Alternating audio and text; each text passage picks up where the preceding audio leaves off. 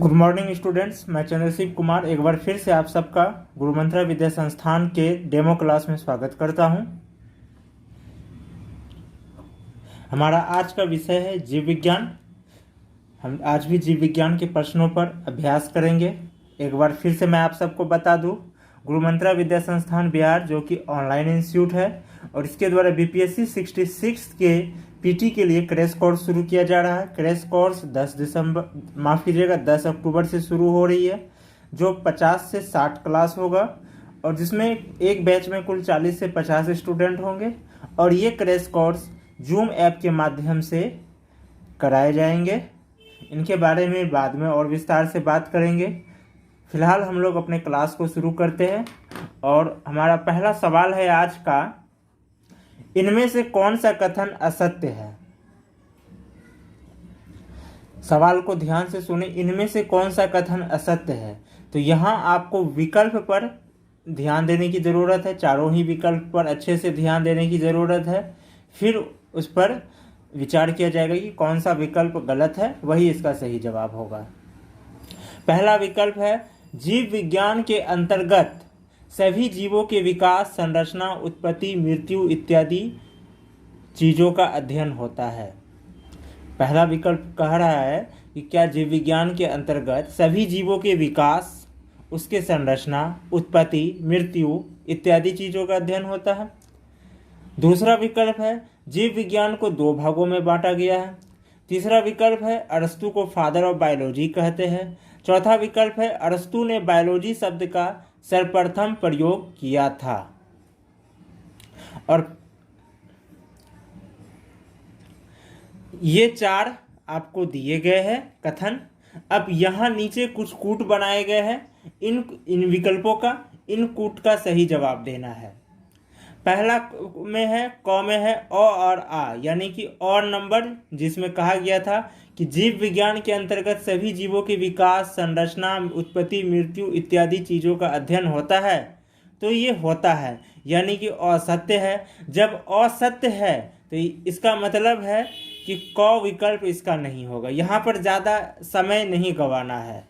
इस चीज़ का एग्जाम में हमेशा ध्यान रखना है कि यहाँ पर समय नहीं गंवाना है। जब असत्य है इसका मतलब है कि क विकल्प अब होगा ही नहीं। तो अब हमको आगे बढ़ जाना है। ख विकल्प, ख विकल्प है हर्षई दुर्घई।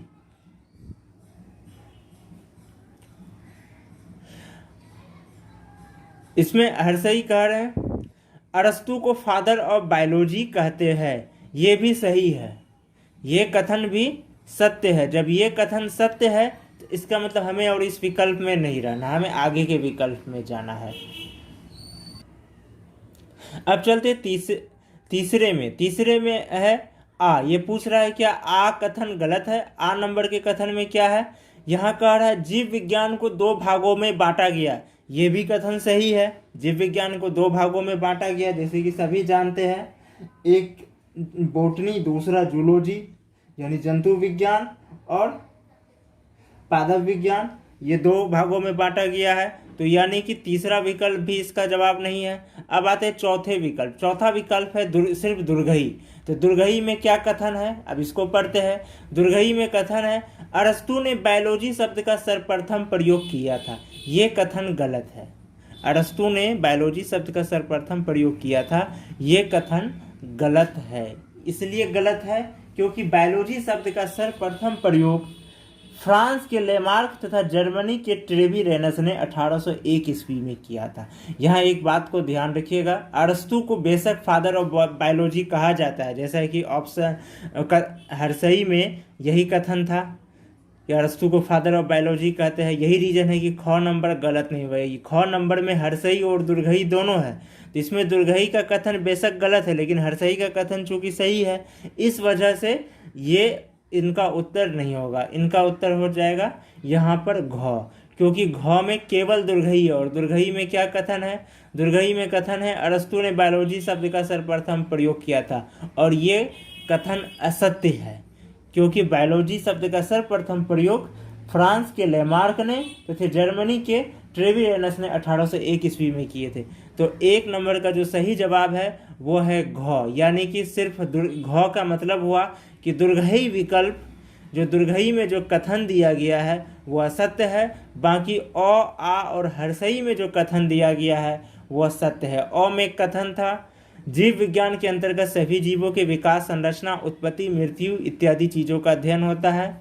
आ में कथन है, जीव विज्ञान के दो भागों में बांटा गया है, ये भी सत्य है। और हर्षई में है, अरस्तु को फादर ऑफ बायोलॉजी कहते हैं, ये भी सही है, अर्थात अ, आ और हर्षई सही है। और अब दुर्घई में आते हैं। दुर्घई में है, अरस्तु ने बायोलॉजी शब्द का सर्वप्रथम प्रयोग किया था, ये कथन गलत है, क्योंकि बायोलॉजी शब्द का सर्वप्रथम प्रयोग फ्रांस के लेमार्क ने तथा जर्मनी के ट्रेविरेनस ने 1801 ईस्वी में किया था।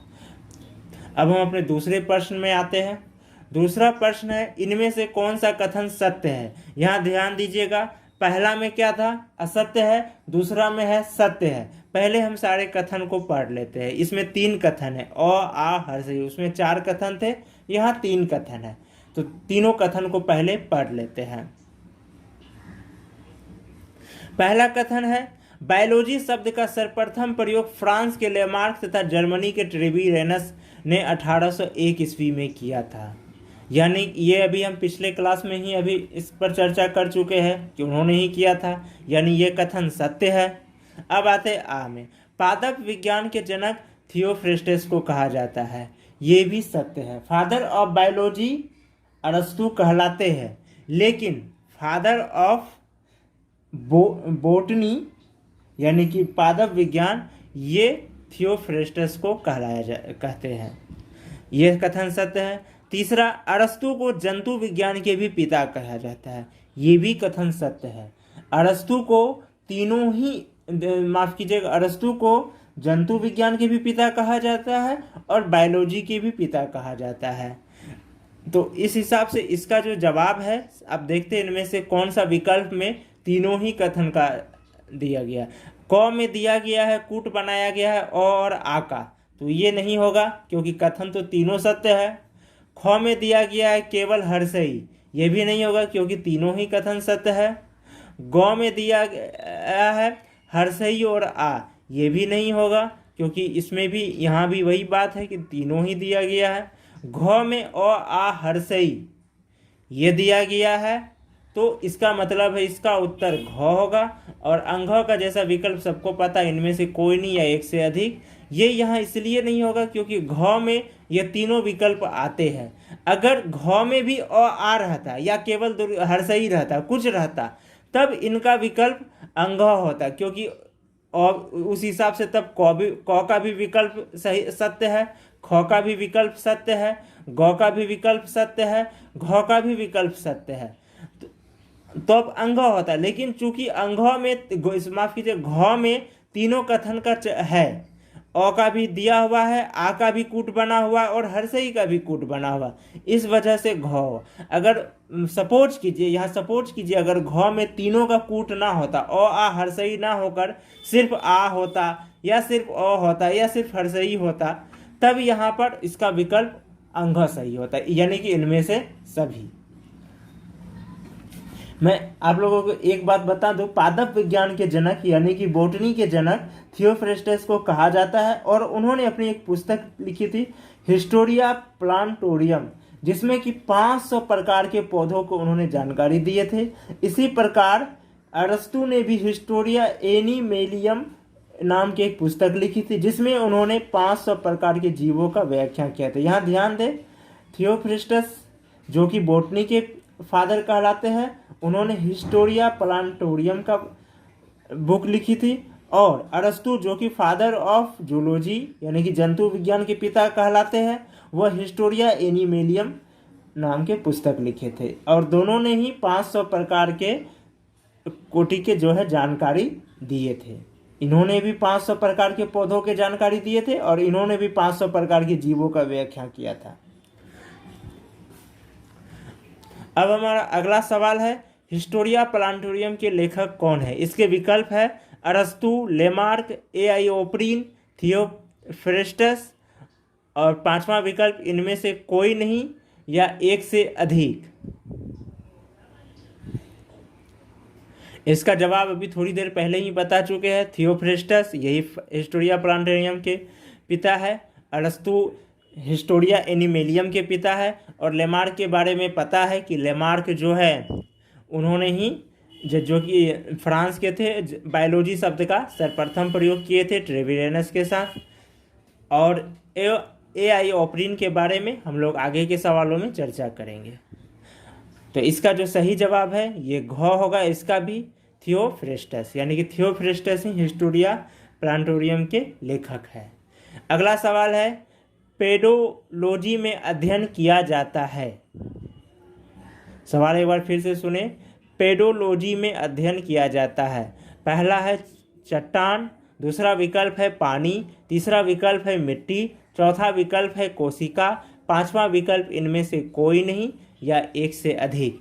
तो इसका जो सही जवाब है वो है विकल्प ग, यानी कि मिट्टी। पेडोलॉजी में मिट्टी का अध्ययन किया जाता है। चट्टान का जो अध्ययन किया जाता है उन्हें पेट्रोलॉजी कहते हैं, और पानी का जो अध्ययन किया जाता है उसे हाइड्रोलॉजी कहते हैं। तो इस हिसाब से इसका जो सही जवाब हो गया वो हो गया ग, यानी पेडोलॉजी में अध्ययन मिट्टी का किया जाता है, और चट्टान का अध्ययन पेट्रोलॉजी में, पानी का अध्ययन हाइड्रोलॉजी में किया जाता है। अब हम अपने अगले सवाल पर चलते हैं। अगला सवाल है हिस्टोरिया एनिमेलियम के लेखक है। सवाल एक बार फिर से सुने, हिस्टोरिया एनिमेलियम के लेखक है। इसका चर्चा भी हम थोड़ी देर पहले कर चुके हैं। इनका पहला विकल्प है डार्विन, दूसरा विकल्प है ट्रेविरेनस, तीसरा विकल्प है अरस्तु, चौथा विकल्प है थियोफ्रेस्टस, पांचवा विकल्प इनमें से कोई नहीं या एक से अधिक। ये जो आप अंगह नंबर में डॉट डॉट देखते हैं तो इस डॉट डॉट का मतलब होता है इनमें से कोई नहीं या एक से अधिक। अंगह नंबर में हमेशा याद रखें, जैसा कि बीपीएससी में भी होता है, उनका फिक्स है पांचवा विकल्प, बीपीएससी में भी इनमें से कोई नहीं या एक से अधिक। उसी प्रकार यहाँ भी हमारे यहाँ भी एक फिक्स कर दिया गया है कि हमारे जो भी सेट प्रैक्टिस होंगे पांचवा विकल्प का मतलब है इनमें से कोई नहीं या एक से अधिक। तो सवाल एक बार फिर से मैं बोल रहा हूँ, हिस्टोरिया एनिमेलियम के लेखक है। सवाल है हिस्टोरिया एनिमेलियम के लेखक है। पहला विकल्प डार्विन, दूसरा विकल्प ट्रेविरेनस, तीसरा विकल्प अरस्तु, चौथा विकल्प थियोफ्रेस्टस, पांचवा विकल्प इनमें से कोई नहीं या एक से अधिक। इसका जवाब भी अभी थोड़ी देर पहले हो चुका है चर्चा, इस पर हम चर्चा कर चुके हैं कि अरस्तु ने हिस्टोरिया एनिमेलियम को बुक लिखे है जिसमें उन्होंने 500 प्रकार के जीवों का व्याख्या की है। इन्हें फादर ऑफ जूलॉजी भी कहा जाता है, और अरस्तु को ही फादर ऑफ बायोलॉजी भी कहा जाता है। और थियोफ्रेस्टस ने हिस्टोरिया प्लांटोरियम लिखे हैं जिसमें उन्होंने 500 प्रकार के पौधों का व्याख्या किया है, और थियोफ्रेस्टस को ही फादर ऑफ बॉटनी कहा जाता है। आगे बढ़ने से पहले मैं एक बार आप लोग को फिर बता दूं कि बीपीएससी 66 के लिए, आप लोग ध्यान से सुन ले, बीपीएससी 66 के लिए जो इसकी पीटी का एग्ज़ाम जो तय किया गया है बोर्ड ने बीपीएससी के द्वारा 27 दिसंबर 2020, तो इसके लिए हम गुरुमंत्रा विद्या संस्थान के द्वारा, गुरुमंत्रा विद्या संस्थान जो कि बिहार के ऑनलाइन इंस्टीट्यूट है, क्योंकि ये ऑनलाइन है तो फिर पूरे इंडिया से ये जुड़ा हुआ है, लेकिन चूँकि ये बिहार से चल रही तो इसलिए इसका बिहार द्वारा ही इसे सांकेतिक रूप से बिहार ही रखा गया है नाम। तो गुरुमंत्रा विद्या संस्थान बिहार जो कि ऑनलाइन इंस्टीट्यूट है, और हमारे गूगल ऐप भी है। गूगल ऐप का जो लिंक है मैं वीडियो के डिस्क्रिप्शन में डाल दूंगा, और अभी ऐप का भी नाम बता दूंगा। तो गुरुमंत्रा विद्या संस्थान बिहार के द्वारा क्रैश कोर्स शुरू किया जा रहा है। ये क्रैश कोर्स बीपीएससी 66 पीटी के लिए शुरू किया जा रहा है, जिसमें कुल 50 से 60 क्लास होंगे, जहां पर जीएस प्लस करंट का पूरा प्रैक्टिस कराया जाएगा। और इसमें 40 से 50 स्टूडेंट का बैच बनेगा। कितने स्टूडेंट का? तो केवल 40 से 50 स्टूडेंट का बैच बनेगा, और ये जूम ऐप के माध्यम से कराया जाएगा या गूगल मीट के माध्यम से। जूम ऐप या गूगल मीट, इन दोनों के माध्यम से कराया जाएगा, जूम ऐप या गूगल मीट के माध्यम से। यानी कि क्लास के दौरान स्टूडेंट चर्चा पर खुलकर भाग ले सकते हैं। जो भी उनके मन में कन्फ्यूजन है वह कॉन्फ्रेंसिंग क्लास के दौरान खुलकर बोल सकते हैं, उस पर चर्चा कर सकते हैं। किसी प्रकार का कोई कन्फ्यूजन नहीं रहेगा। ये गुरु मंत्रा विद्या संस्थान बिहार के द्वारा शुरू किया जा रहा है और ये स्टार्ट हो रहे हैं 10 अक्टूबर 2020 से। 10 अक्टूबर 2020 से ये स्टार्ट हो रहा है, बैच स्टार्ट होने वाली है। जिन्हें भी एडमिशन लेना है वो हमसे कांटेक्ट कर सकते हैं। हमारा कांटेक्ट नंबर आप नोट कर लें, 8210059115, ये कॉलिंग नंबर है। और हमारा व्हाट्सएप और टेलीग्राम नंबर भी नोट कर सकते हैं, 9135904639। ये हमारा व्हाट्सएप और टेलीग्राम नंबर है। आप हमसे व्हाट्सएप और टेलीग्राम से भी कांटेक्ट कर सकते हैं। आपको मैं बता दूं 10 अक्टूबर 2020 से शुरू हो रही है। 50 से 60 क्लास चलेगी, जिसमें जीएस और करंट का पूरा तैयारी कराए जाएंगे और जूम ऐप और गूगल मीट के माध्यम से होंगे। 40 से 50 स्टूडेंट का बीच का बैच होगा और जूम ऐप गूगल मीट के माध्यम से इसलिए कराई जा रही है ताकि स्टूडेंट खुलकर अपना जो उनके मन में जो भी संदेह हो, जो भी कन्फ्यूजन है, उसे वो रख सके, क्लास के दौरान खुलकर चर्चा कर सके। इस कारण से ये जूम ऐप और गूगल मीट के माध्यम से इसका क्लास की तैयारी कराई जा रही है। मैं आपको वीडियो के डिस्क्रिप्शन में अपना गूगल ऐप का लिंक दे दूंगा, कॉन्टैक्ट नंबर भी दे दूंगा, सारा चीज़ वहाँ, सारा डिटेल वहाँ दे दूंगा। और हमारे गूगल ऐप का नाम ऐसे मैं बता देता हूँ। हमारे गूगल ऐप का नाम है मिशन यूपीएससी SPSC गुरु मंत्रा। आप मिशन यूपीएससी SPSC भी अगर सर्च करेंगे तो ये आ जाएगा। बस ध्यान में रखना है कि गुरु मंत्रा बगल में हो। मैं लिंक डिस्क्रिप्शन में डाल दूंगा। 10 अक्टूबर 2020 से हमारा क्लास शुरू हो रहा है। हमारे मेंस बैच भी चलते हैं, अभी मेंस बैच भी चल रहे हैं, जो एक क्लास सुबह कराई जाती है, एक क्लास शाम कराई जाती है। जिन छात्रों को मेंस की भी तैयारी करना हो वो भी हमसे कांटेक्ट कर सकते हैं और जिन्हें यूपीएससी की तैयारी करना हो वो भी हमसे कांटेक्ट कर सकते हैं। अभी यूपीएससी के भी मेंस बैच चल रहे हैं और बीपीएससी के भी मेंस बैच चल रहे हैं। ये बैच सुबह चला रहे हैं, एक क्लास सुबह लिया जाता है और एक क्लास शाम में 8 बजे लिया जाता है और एक क्लास सुबह 7 बजे से लिया जाता है। जिन छात्रों को मेंस की भी तैयारी करना हो वो भी हमसे जुड़ सकते हैं और जिन्हें पीटी की तैयारी करना हो, क्रैश कोर्स की तैयारी करने से, वो भी हमसे जुड़ सकते हैं जिन्हें क्रैश कोर्स करना हो। और जो छात्र क्लास नहीं कर सकते हैं वो हमारे व्हाट्सएप पीटी बैच के माध्यम से भी हमारे क्लास का लाभ ले सकते हैं।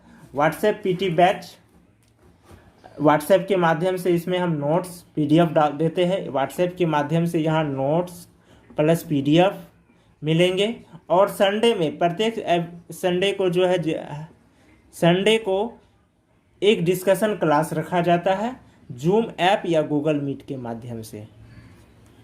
जूम ऐप या गूगल मीट के माध्यम से संडे को इस पर डिस्कशन भी कराया जाता है और बाकी के दिन व्हाट्सएप के माध्यम से नोट्स और PDF भेजे जाते हैं। टेस्ट लिया जाता है, प्रत्येक संडे को टेस्ट लिया जाता है और बहुत जल्द यहाँ रेगुलर टेस्ट सीरीज शुरू होने वाली।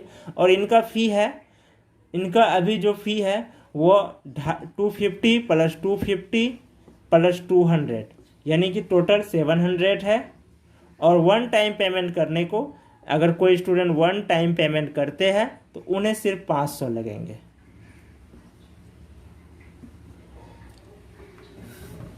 अब हम अपने क्लास को आगे बढ़ाते हैं। ये सारे डिटेल वीडियो के डिस्क्रिप्शन में मैं एक डाल दूंगा, आप लोग ध्यान से पढ़ ले, फिर जिन्हें जो इच्छा हो वह क्लास जुड़ सकते हैं। अगला सवाल है, हिस्टोरिया प्लांटेरियम में कितने प्रकार की पौधों की जानकारी दिया गया? सवाल ध्यान से सुन ले। सवाल है, हिस्टोरिया प्लांटेरियम में कितने प्रकार की पौधों की जानकारी दिया गया? इसका चर्चा अभी भी थोड़ी देर पहले कर चुके हैं। इनका विकल्प है, पहला 1000, दूसरा 500, तीसरा 400, चौथा 3000, पांचवा इनमें से कोई नहीं, एक से अधिक। इनका चर्चा अभी थोड़ी देर पहले ही कर चुके हैं। हिस्टोरिया प्लांटेरियम में 500 प्रकार के पौधों की जानकारी दिया गया। अगला सवाल है, हिस्टोरिया एनिमेलियम में कितने प्रकार की जीवों की जानकारी दिया गया? इनका भी अभी थोड़ी देर पहले चर्चा कर चुके हैं। हिस्टोरिया प्लांटेरियम कौन लिखे थे? थियोफ्रेस्टस। और हिस्टोरिया एनिमेलियम किन्होंने लिखा है? तो ये लिखे हैं अरस्तु ने, जिन्हें फादर ऑफ बायोलॉजी भी कहते हैं। तो हमारा ये सवाल है, हिस्टोरिया एनिमेलियम में कितने प्रकार के जीवों की जानकारी दिया गया है। पहला विकल्प है 3000, दूसरा विकल्प 500, तीसरा 150, चौथा 900, पांचवा इनमें से कोई नहीं या एक से अधिक। इन पर भी थोड़ी देर पहले चर्चा कर चुके हैं कि हिस्टोरिया इन मीडियम में 500 प्रकार की जीवों की जानकारी दिया गया, यानी कि हमारा जो सही विकल्प है वह है यहाँ भी ख नंबर, यानी 500 प्रकार की जीवों की जानकारी दी गई है। आगे के जो सवाल है यहाँ कूट दिया गया है जिन्हें मिलान करना है। कूट 1 है जंतु विज्ञान के पिता। पहले मैं एक तरफ का बोल देता हूँ फिर दूसरे तरफ का। कूट 1 में जो दिया गया है जंतु विज्ञान के पिता, दूसरा में है पादप विज्ञान के पिता, तीसरा में है आधुनिक आनुवांशिकी के जनक, चौथा है स्वतः जनन के सिद्धांत का खंडन।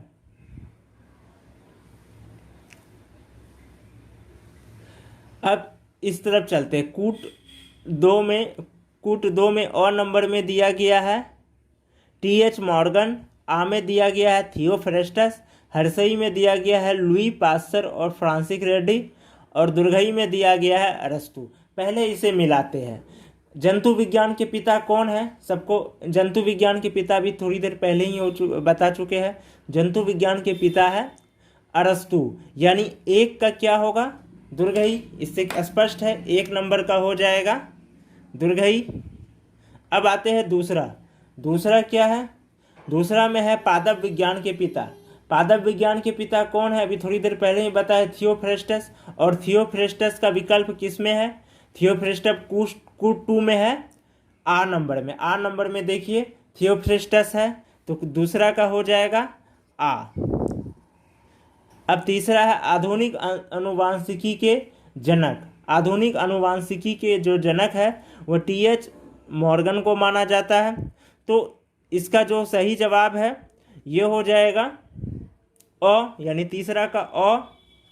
अब चौथा आते हैं। चौथा में है स्वतः जनन के सिद्धांत का खंडन। स्वतः जनन के सिद्धांत का खंडन किन्होंने किया है? तो लुई पास्चर और फ्रांसिस रेड्डी ने, यानी 4 का हो गया हर्षई। तो इस हिसाब से कूट बन रहा है दुर्गई, आ, अ और हर्षई। कूट क्या बन रहा है? कूट बन रहा है, यहाँ मैं लिख भी रहा हूँ, कूट बन रहा है दुर्गई, आ, अ और हर्षई, क्योंकि एक नंबर में दिया गया है जंतु विज्ञान के पिता, और जंतु विज्ञान के पिता कौन है? अरस्तु है, और अरस्तु कूट 2 में कहाँ है? तो दुर्गई में है, तो ये दुर्गई। पादप विज्ञान के 2 नंबर में है पादप विज्ञान के पिता, तो पादप विज्ञान के पिता कौन है? थियोफ्रेस्टस। तो थियोफ्रेस्टस कहाँ है? आ में, ये आ हो गया। आधुनिक आनुवांशिकी के जनक कौन है? आधुनिक आनुवंशिकी के जनक जो है टी.एच. मॉर्गन को माना जाता है, तो टी.एच. मॉर्गन जो है अ में विकल्प है, ये अ हो गया। और स्वतः जनन के सिद्धांत का खंडन किन्होंने किया है? लुई पास्चर और फ्रांसिस रेड्डी ने। तो लुई पास्चर और फ्रांसिस रेड्डी कहाँ है? दुर्गई। तो इस हिसाब से अब देखना है कि दुर्गई, आ, अ और हर्षई, अब कीजिएगा हर्षई ये कहाँ पर है? तो दुर्गई, आ, अ, हर्षई। और अब विकल्प देखते हैं। क में दिया हुआ है अ, आ, हर्षई, दुर्गई, मैच नहीं कर रहा है, ये नहीं है। ख में दिया हुआ है हर्षई, दुर्गई, आ, अ, मैच नहीं कर रहा है, ये भी नहीं होगा। ग में दिया हुआ है दुर्गई, आ, अ और हर्षई, ये हमारे जो कूट बना है कूट से मैच कर रहा है, यानी कि इसका जो जवाब होगा, इसका जवाब होगा ग नंबर। अब हम वो आगे जाने की कोई ज़रूरत नहीं, इस बात को एग्जाम में हमेशा ध्यान रखें।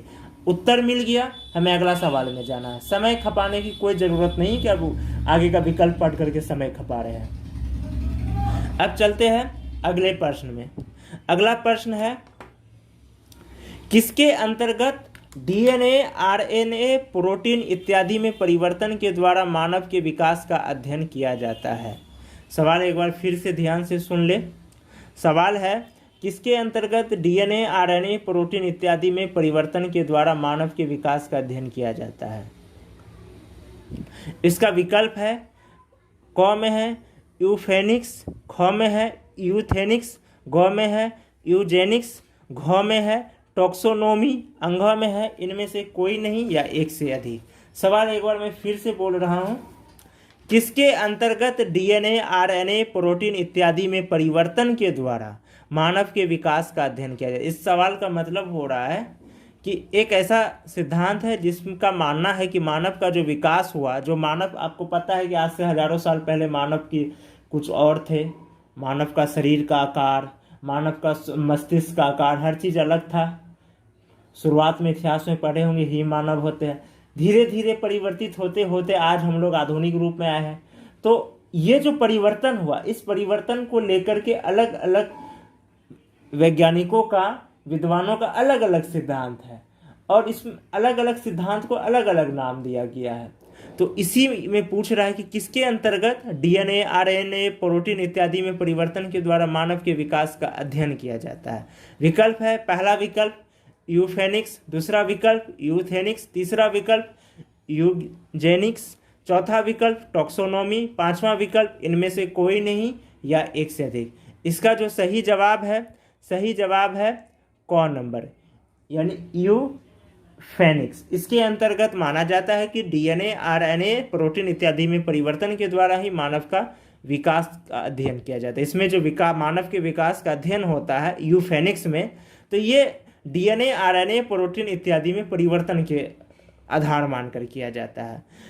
अब यूथेनिक्स की बात करें तो इसमें जो अध्ययन किया जाता है ये प्रकृति के बदलाव के आधार पर किया जाता है। जो वातावरण में जो विभिन्न प्रकार के परिवर्तन आए, इस आधार पर यूथेनिक्स में किया जाता है।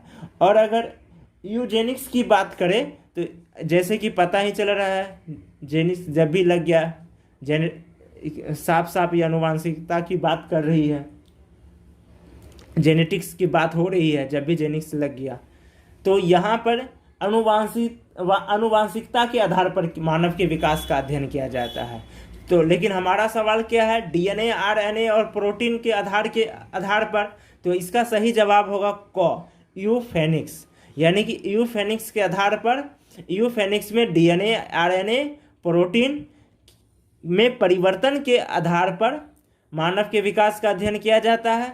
यूथेनिक्स में प्रकृति के बदलाव के अध्ययन प्रकृति के बदलाव को आधार मानकर अध्ययन किया जाता है। और यूजेनिक्स में आनुवांशिकता को आधार मानकर मानव के विकास का अध्ययन किया जाता है। अब है टॉक्सोनॉमी क्या है, एक यहाँ टॉक्सोनॉमी भी है। तो असल में टॉक्सोनॉमी जो होता है ये जीवों का जो वर्गीकरण है इसकी बात कर रहा है। इसका अध्ययन कभी आगे किया जाएगा, इस पर अभी चले तो काफ़ी लंबा टाइम लगेगा, इसलिए हम लोग अगले सवाल में जा रहे हैं। अगला सवाल है, हाइड्रोलॉजी में अध्ययन किया जाता है। इसका जवाब, इस पर चर्चा हम पहले भी कर चुके हैं हाइड्रोलॉजी के बारे में, जब हम लोग पेडोलॉजी वाले सवाल का अभ्यास कर रहे थे। तो सवाल फिर से वही है, हाइड्रोलॉजी में अध्ययन किया जाता है। पहला विकल्प है चट्टान, दूसरा मिट्टी, तीसरा कैंसर, चौथा पानी, पांचवा इनमें से कोई नहीं या एक से अधिक। तो इसका जैसे पहले भी बता चुके हैं, हाइड्रोलॉजी में पानी का अध्ययन किया जाता है, तो इसका सही जवाब हो जाएगा घ नंबर, यानी कि हाइड्रोलॉजी में पानी का अध्ययन किया जाता है। चट्टान का अध्ययन पहले भी बता चुके हूँ, पेट्रोलॉजी में चट्टान का अध्ययन किया जाता है, मिट्टी का पेडोलॉजी में किया जाता है, और ओनोकोलॉजी में कैंसर का अध्ययन किया जाता है। अब अगला सवाल वही है, ओनोकोलॉजी में अध्ययन किया जाता है। विकल्प है मिट्टी, चट्टान, कैंसर, कोशिका, इनमें से कोई नहीं या एक से अधिक। अभी पिछले सवाल में बता चुका हूँ कि इसमें कैंसर का अध्ययन किया जाता है। तो यानी कि इसका जो सही जवाब होगा वह विकल्प जो ग है ये सही जवाब होगा, जिसमें कैंसर का अध्ययन किया जाता है। हाइड्रोलॉजी में पानी का, पेडोलॉजी में मिट्टी का, पेट्रोलॉजी में चट्टान का।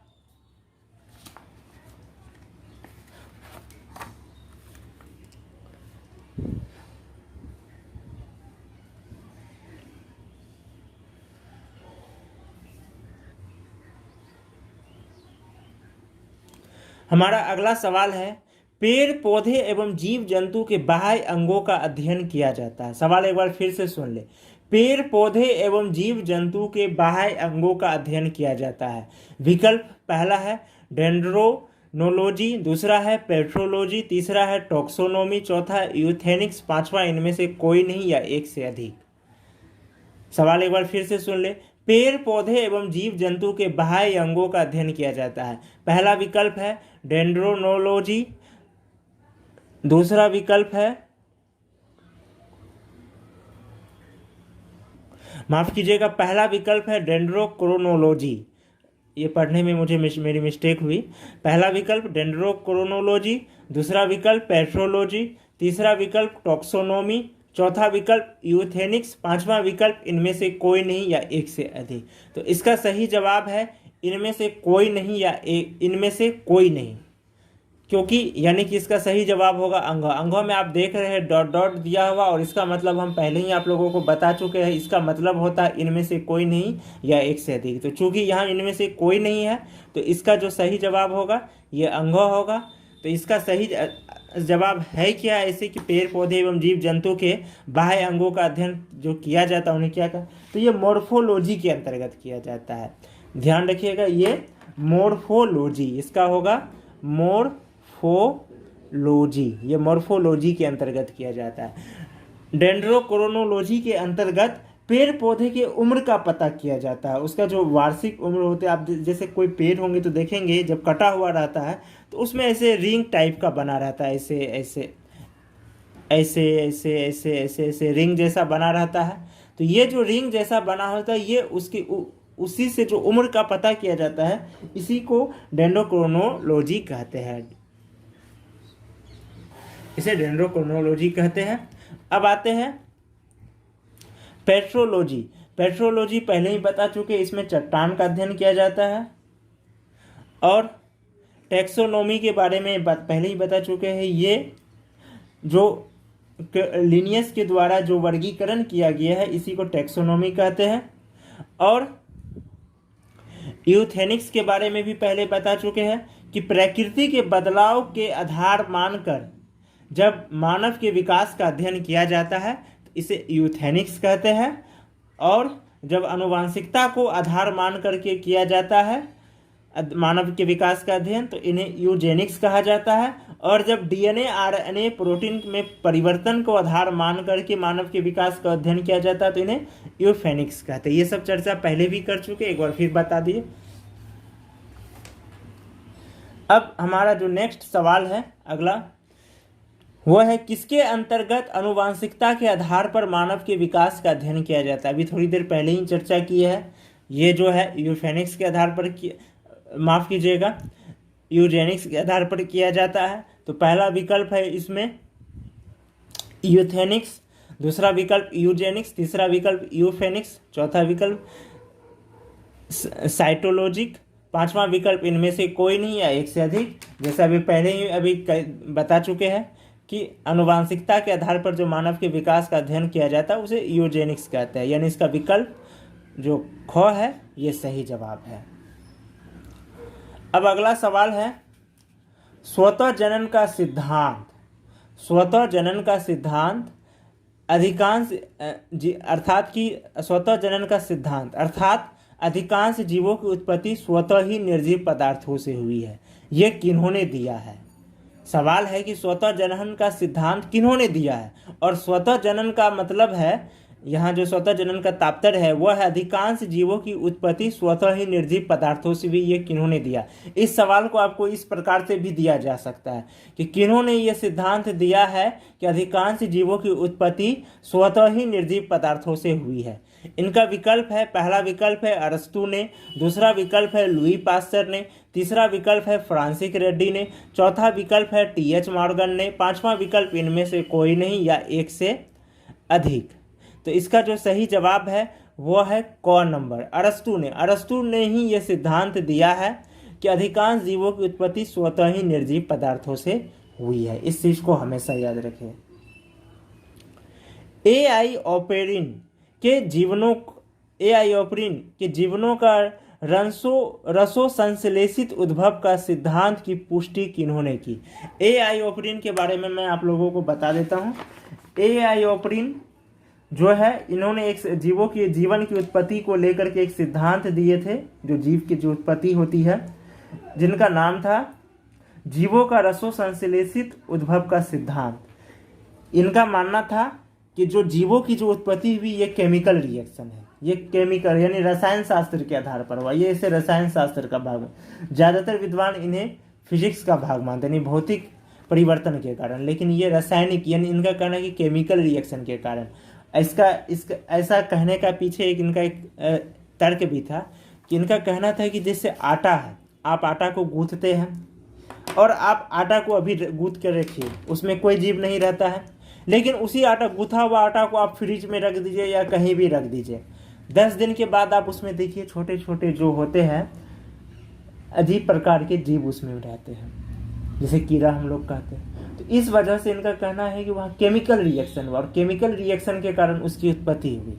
तो इन्होंने ही ये सिद्धांत दिया था रसो संश्लेषित, जीवन के रसो संश्लेषित उद्भव का सिद्धांत, जिनका कि कुछ लोगों ने इनका जो है स्वीकार किया, कुछ लोगों ने इन्हें इनकार भी किया। तो सवाल यही है, एआई ऑपेरिन के जीवनों का रसो, एआई ऑपेरिन का जो सिद्धांत है जीवनों का रसो संश्लेषित उद्भव का सिद्धांत, इसका पुष्टि किन्होंने किया?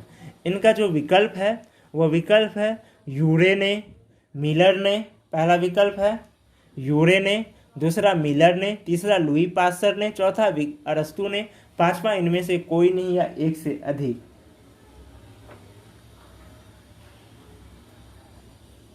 इनका जो सही जवाब है वह है यूरे एवं मिलर ने, क एवं ख, यूरे एवं मिलर दोनों ने ही जो है इनके जो बायोकेमिकल इवोल्यूशन का जो है सिद्धांत को जो है पुष्टि किया। तो इस हिसाब से इसका जो जवाब होगा वो अंगह नंबर हो जाएगा, इनमें से कोई नहीं या एक से अधिक, या क्योंकि दोनों ने ही किया है और दोनों अलग अलग जगह, एक क में है एक ख में है, तो इसका सही जवाब हो जाएगा अंगह, इनमें से एक से अधिक, यानी यूरे और मिलर दोनों ने एआई ऑपेरिन के जीवनों के रसो संश्लेषित उद्भव का सिद्धांत का पुष्टि किए थे। अगला जो सवाल है ये भी जीवन की उत्पत्ति से ही संबंधित है। अब ये सवाल लेमार्कवाद आप लोग पढ़े होंगे, 9th-10th में भी पढ़े होंगे बायो में, ये लेमार्कवाद काफ़ी फेमस रहा है। तो अगला सवाल लेमार्कवाद पर है, इनमें से कौन सा लेमार्कवाद की अवधारणा नहीं है? सवाल है इनमें से कौन सा लेमार्कवाद की अवधारणा नहीं है? पहला विकल्प है बड़े होने की प्रवृत्ति, दूसरा विकल्प है वातावरण का सीधा प्रभाव, तीसरा विकल्प है अंगों के उपयोग में अनुप्रयोग का प्रभाव, चौथा विकल्प है उपार्जित लक्षणों की वंशागति ना होना। अब यहाँ पर ये कथन है और नीचे कूट दिया गया है, जैसे क में कूट दिया गया है अ आ, ख में है हर्षई, ग में है दुर्घई, घ में है अ और दुर्घई, अंघ में है इनमें से कोई नहीं या एक से अधिक।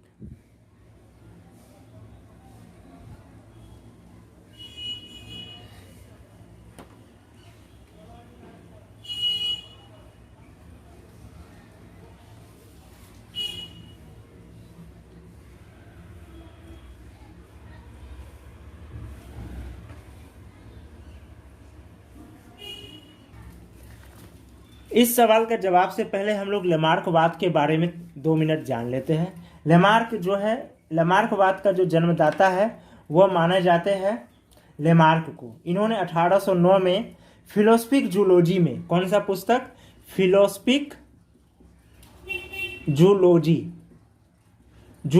में जो है इन्होंने लेमार्क एक सिद्धांत का व्याख्या किया जिन्हों की theory of inheritance of एक्वाड characters के नाम से जाना जाता है।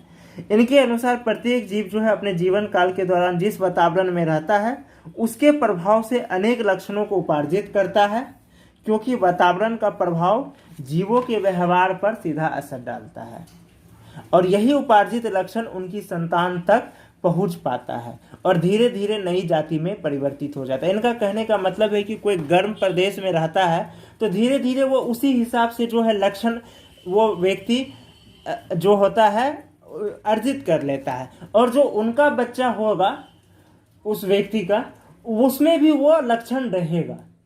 इनका कहने का मतलब ये था। तो ये जो है इस कुल मिलाकर इनका सिद्धांत में 4 अवधारणाएं थी। इनके सिद्धांत में 4 अवधारणाएं थे। इस चीज को हमेशा याद रखें। ये इन्होंने 1809 में दिया था, फिलोसफिक जूलॉजी के माध्यम से पुस्तक में व्याख्या किया था, और इस सिद्धांत का नाम था theory of inheritance of acquired characters. और जो इनका 4 अवधारणाएं थी वो था बड़े होने की प्रवृत्ति। पहला था बड़े होने की प्रवृत्ति। इनकी पहला ये था कि जैसे जैसे जो होते हैं बड़ा होने की प्रवृत्ति से जो है लगातार प्रयोग होता है, उससे क्या होता है वो आकार में बढ़ जाता है, और जिसका नहीं होता है वो घट जाता है। दूसरा था अंगों के उपयोग एवं अनुपयोग का प्रभाव। अंगों के उपयोग एवं अनुपयोग का प्रभाव, यानी कि जिस अंग का हम लोग ज़्यादा मजबूत प्रयोग करते हैं वो हमारा ज़्यादा मजबूत हो जाता है, उसका आकार बढ़ता है। जैसे आप जिस हाथ का ज़्यादा इस्तेमाल करते वो हाथ ज़्यादा मजबूत होता है, और जिस हाथ का ज़्यादा इस्तेमाल नहीं करते वो थोड़ा कमज़ोर होता है। लेकिन ये तो बाह्य अंग है, कुछ ना कुछ हो ही जाता है। लेकिन कुछ अंदर का भी अंग होता है जो कि ज़्यादा उपयोग नहीं किया जाए, ज़्यादा प्रयोग, जब उनका ज़्यादा उपयोग नहीं होता है तो वह धीरे धीरे समाप्त हो। जैसे कि अपेंडिक्स। अपेंडिक्स का आज के समय में शरीर में इसे बेकार अंग माना जाता है, और किन्हीं के शरीर में होते हैं किन्हीं के नहीं, लेकिन ऐसा है नहीं। अपेंडिक्स का प्रयोग तब होता था जबकि आग का आविष्कार नहीं हुआ था, और जब मानव कच्चे पदार्थ खाते थे तो अपेंडिक्स उन्हें पचाने में हेल्प करता था। लेकिन जब आग का आविष्कार हुआ, लोग खाना शुरू कर दे, पकाकर खाना शुरू किया, तो अपेंडिक्स का प्रयोग समाप्त हो गया। जब उसका उपयोग बंद हो गया, जब अपेंडिक्स का उपयोग नहीं होने लगा, तो वह धीरे धीरे समाप्त होता चला गया। तो यही चीज इनका कहना है। तीसरा जो है वो है बड़े होने की, तीसरा इनका वातावरण का सीधा प्रभाव। जैसे कि अभी मैंने भी बताया कि जो जिस प्रकार के वातावरण में रहता है उनका शरीर उस तरीके का होता है। वातावरण का सीधा प्रभाव, जो जिस वातावरण में रहता है वैसा ही वो अपना शरीर का गुण अपना लेता है, लक्षण अपना लेता है। जैसे पहाड़ी लोग हैं, उनका शरीर का देखिएगा अलग होगा। जो मैदानी लोग हैं उनके शरीर का लक्षण अलग होगा। ठंडे प्रदेश के शरीर जो लोग होंगे उनके शरीर का लक्षण अलग होगा। चौथा होता है उपार्जित लक्षणों की वंशागति, यानी कि जो व्यक्ति जो लक्षण अपना लिया, जिस वातावरण में रह रहा और उसके अंदर उस वातावरण के अनुसार जो लक्षण आ गया, तो आने वाली पीढ़ी में भी वह लक्षण ट्रांसफर हो जाता है। तो उपार्जित लक्षणों की वंशागति, तो ये हम समझ गए लेमार्क का क्या अवधारणाएं थी। अब हम अपने सवालों पर आते हैं। तो यहाँ हमारा पहला विकल्प बड़े होने की प्रवृत्ति, और नंबर में ये भी लेमार्क की अवधारणा है। दूसरा वातावरण का सीधा प्रभाव, ये भी लेमार्क की अवधारणा है, यानी ये भी सही। तो कुल हमारा जो कूट बन रहा है। तीसरा अंगों की उपयोग एवं अनुपयोग का प्रभाव, ये भी लेमार्क की अवधारणा है, यानी कि अ भी है, आ भी है, हर सही है। अब दुर्घई आते, उपार्जित लक्षणों की वंशागति ना होना, ये अवधारणा नहीं है। लेमार्क ने क्या अवधारणा दी है कि उपार्जित लक्षणों की वंशागति होगी, और यहाँ पर अवधारणा क्या है, यहाँ ध्यान दें, यहाँ पर अवधारणा है उपार्जित लक्षणों की वंशागति ना होना। जबकि लेमार्क ने क्या दिया है, लेमार्क ने दिया है उपार्जित लक्षणों की वंशागति होगी। तो इस हिसाब से चौथा जो है ये हमारा राइट आंसर है, क्योंकि चौथा लेमार्क की अवधारणा नहीं है, और सवाल भी यही पूछ रहा है इनमें से कौन लेमार्क की अवधारणा नहीं है। तो इस हिसाब से इसका सही जवाब होगा ग नंबर, क्योंकि ग में विकल्प दुर्घई दिया हुआ है, यानी कि जो है उपार्जित लक्षणों की वंशागति ना होना, ये लेमार्क की अवधारणा नहीं है। ये उल्टा बोल रहा है, लेमार्क की अवधारणा थी वंशागति होना। तो इस हिसाब से हमारा सही जवाब हो गया ग नंबर। इसी सवाल के साथ हमारा आज का जो डेमो क्लास है वो समाप्त हो रहा है। हम आप एक बार फिर से मैं आप लोगों को बता दूं कि बीपीएससी 66 के लिए जो है क्रैश कोर्स शुरू हो रहा है, जो 27 दिसंबर 2020 को एग्जाम है। उसके लिए बीपीएससी 66 का एग्जाम 27 दिसंबर 2020 को है। इसी के लिए पीटी क्रैश कोर्स शुरू किया जा रहा है। पीटी क्रैश कोर्स शुरू हो रहा है, जहां 50 से 60 क्लास होंगे। इसमें जीएस प्लस करंट दोनों को कवर किया जाएगा। और इसके बाद जो है आप लोगों को क्या दिया जाएगा, इनके बाद आप लोगों का इसमें टेस्ट भी चलेगा, टेस्ट सीरीज भी चलेगा, यहाँ टेस्ट सीरीज भी होगा। और यहाँ 40 से 50 स्टूडेंट जो होंगे टोटल एक बैच में होंगे। एक बैच में सिर्फ 40 से 50 स्टूडेंट होंगे। क्लास जूम ऐप और या गूगल मीट इन्हीं दोनों के माध्यम से लिया जाएगा। यानी कि आपको क्लास के दौरान डिस्कशन का पूरा मौका मिलेगा। आप खुलकर डिस्कशन कर सकते हैं जो भी आपको कन्फ्यूजन है। ये बैच शुरू हो रही है 10 अक्टूबर 2020 से। ये बैच 10 अक्टूबर 2020 से शुरू हो रही है। एडमिशन शुरू है। जिन्हें भी एडमिशन लेना है वो हमसे कांटेक्ट कर सकते हैं। हमारा कांटेक्ट नंबर है, कॉलिंग नंबर है 8210059115। ये हमारा कॉलिंग नंबर है। और व्हाट्सएप और टेलीग्राम से अगर किसी को कांटेक्ट करना है व्हाट्सएप और टेलीग्राम से, तो उनके लिए दूसरा नंबर दे देता हूँ 9135904639। ये सारे डिटेल वीडियो के डिस्क्रिप्शन में मैं डाल दूंगा। और इसके साथ मैं आपको बता दूं कि हमारे जो इंस्टीट्यूट है गुरु मंत्रा विद्या संस्थान बिहार, इन्होंने अपना गूगल ऐप लॉन्च कर दिया है। यहाँ से आप नोट्स हमारे पढ़ सकते हैं, ब्लॉग्स पढ़ सकते हैं जो आपको सिविल सर्विस के एग्ज़ाम में बहुत सहायक होंगे, आंसर राइटिंग में बहुत सहायक होंगे हमारे ब्लॉग्स। और हमारे ऐप का जो नाम है वो मैं यहाँ लिख देता हूँ, और इसका लिंक मैं आप लोगों को डिस्क्रिप्शन में डाल दूँगा। और नाम भी यहाँ मैं बता देता हूँ, मिशन यूपीएससी एसपीएससी गुरु मंत्रा। आप